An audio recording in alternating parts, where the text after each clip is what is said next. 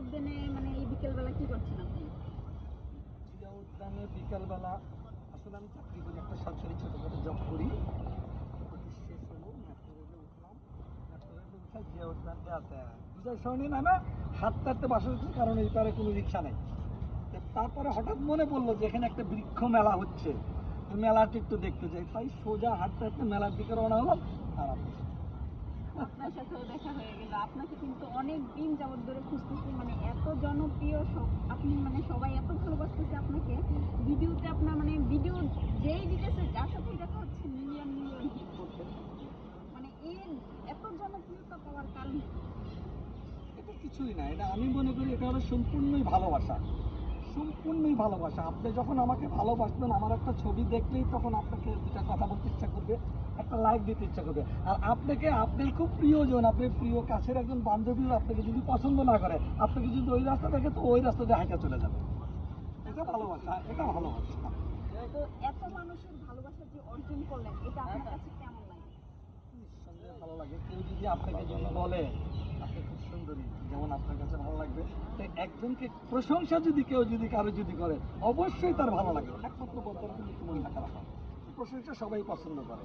আমার মনে হয় আপনার সাথে কথা বলে, আপনি যে এত সুন্দর করে কথা বলেন, এতেই জনগণের মানে একদম মন কেড়ে নেয়। বলে হতেও পারে সুন্দর। আমার কথা যদি কারো যদি ভালো লেগে যায়, তাইলে সে লাইক কমেন্ট করবে। এখন আপনি বলছেন আপনার কথা বেশি সুন্দর লাগে, আমার মনে হয় আপনি আমাকে বেশি পছন্দ করে ফেলেছেন। হ্যাঁ, আপনার সাথে কথা বলে আমার খুব ভালো লেগেছে। মানে যে কাজে আপনি মিশুক, মানে যে সুন্দর করে কথা বলছেন, গুছিয়ে কথা বলছেন। আমি কিন্তু আজকে ফার্স্ট টাইম আপনার সাথে ফেস টু ফেস কথা বলছি।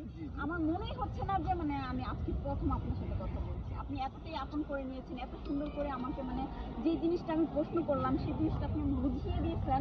মানে আমার খুব ভালো লাগতেছে এই জিনিসটা।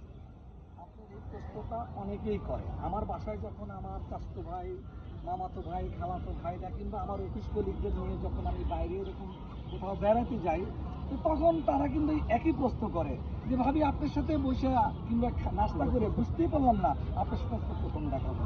দাদা ভাই, আপনি যে এমনভাবে মিশতেছেন, এমনভাবে কথা বলছেন যেন হাজার বছরের পরিচয়।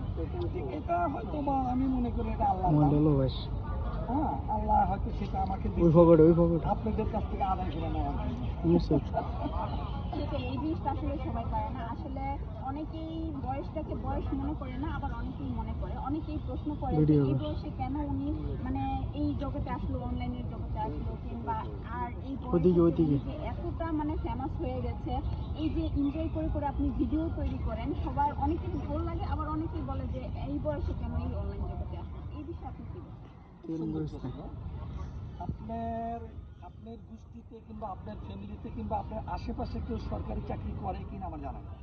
যদি করে থাকে তাহলে গুড, আর যদি না করে থাকে তা একজন সরকারি কর্মচারী কিংবা কর্মকর্তা 59 বছর চাকরি করে। 59 বছর চাকরি করার পর চাকরিটা শেষ করে সে যখন ঘরে ঢুকলে সে হতাশ হয়ে যায়, কোনো কিছু করতে পারে না। যেদিকে তাকায় সেদিকে সে অন্ধকার দেখে, তখন হতাশ হয়ে ওই লোকটা 2-4 বছর পরে সে মারা যায়, সে বাঁচে না। এটা আমি দেখছি, আমার ফ্যামিলিতে অনেকেরই দেখছি, আশেপাশেও দেখছি। তখন আমি চিন্তা করলাম যে না, আমি কিছু বাঁচতে চাই, আমি তোমাদেরকে নিয়ে বাঁচতে চাই, মজা করে বাঁচতে চাই। তো সেই সেন্সে আমি এই একটু নাচ গান করি। এমন না যে শুধু আমি এটার মধ্যে আছি, আমি রোজাও করি, নামাজও পড়ি। আবারও যে একটা ডাকের কথা আছে না, যে মেয়েটা রাধেও এবং চুলো বাঁধে,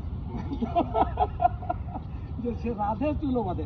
আমি মোটামুটি সব কিছু করছি। আমার বয়স বর্তমান 67 বছর মনে হয় না, আপনার কথাই মনে হয় না। চেহারা তো কি মনে হয়, বডিতেও কি তাই মনে হয়?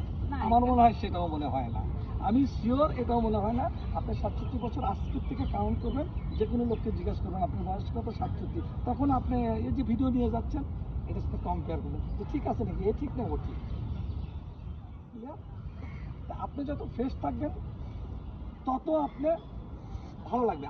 আরেকটা টিপস আপনাকে আমি দিয়ে দিচ্ছি, আপনার চেহারা এবং নিজেকে সুন্দর রাখার জন্য সবচেয়ে বড় টিপস কি জানেন?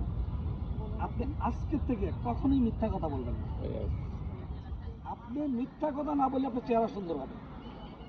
2, যতটুকু পারবেন, হ্যাঁ, ধার করে কিংবা ঋণ করে বাকি করে মাংস খাওয়ার চাইতে ডিম দিয়ে ভাত খাবেন, দেখবেন একটা আত্মতৃপ্তি, পেটে কি আছে কেউ দেখবে না। আপনার পেটটা ভরে গেল, কিন্তু আপনি দোকানদারের সামনে দিয়ে যাবেন, বুক খোলা যাবেন, আপনি নিজেকে ফ্রেশ মনে হবে, অনেক আত্মতৃপ্তি পাবেন, আপনার নিজেও ভালো লাগবে। এই দুইটাই মানে চলেন আপাতত। অনেক সুন্দর টিপস, ধন্যবাদ। Thank you, thank you.